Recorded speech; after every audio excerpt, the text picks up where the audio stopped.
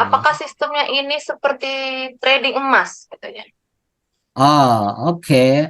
Ada mirip tapi ada tidak miripnya. Oke, saya share screen dulu ya, biar saya tulis biar lebih lebih enak ya.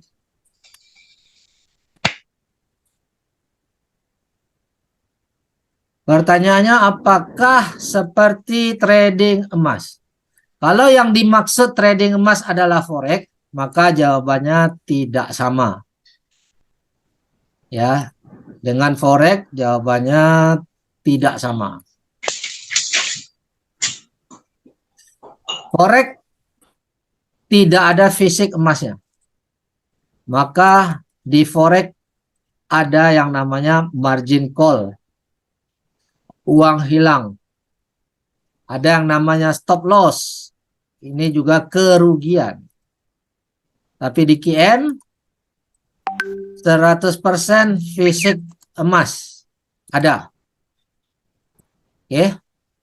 Tidak ada resiko lelang.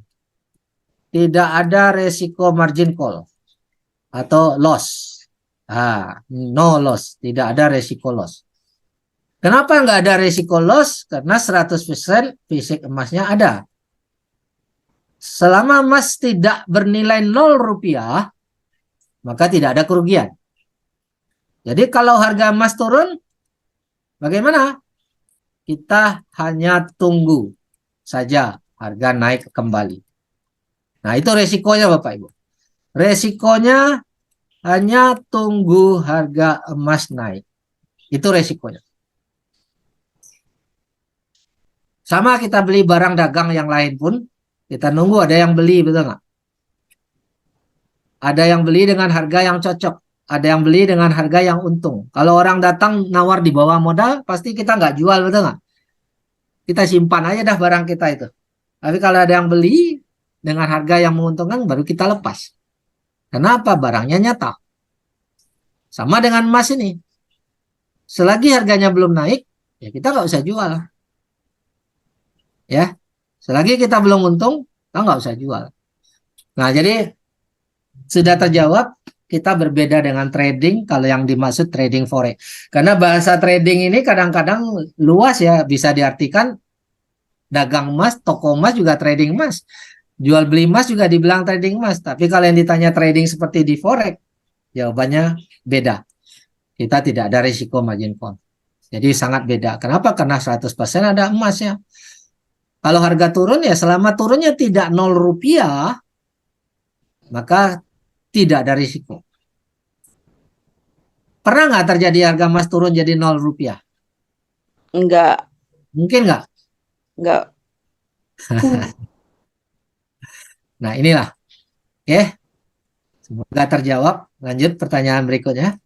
Pertanyaannya, trading tidak diperbolehkan secara syariah. Terus ini bagaimana sekiranya, Pak? Ya, trading itu emang nggak boleh secara syariah karena tidak ada fisik emasnya. Barangnya tidak ada fisik tapi diperdagangkan dan celakanya boleh jual, tidak pernah beli tapi boleh jual. Jadi main tebak-tebakan. Ke atas atau ke bawah. Itu kan tebak-tebakan jadi kayak judi kan. Kita nggak punya barangnya tapi kita jual nih. Tapi kita berhak dapat keuntungan. Tebak-tebakan kalau kita tebak turun, ternyata turun kita untung. Tapi kalau ternyata naik kita rugi. Kan jadinya mirip judi. Makanya itu nggak boleh, tidak syariah. Tapi di sistem kita ini kan memang ada emas fisik yang dibeli. Itulah yang diawasi oleh lembaga syariah. 100% ada fisiknya. Makanya bisa keluar sertifikat patuh syariah.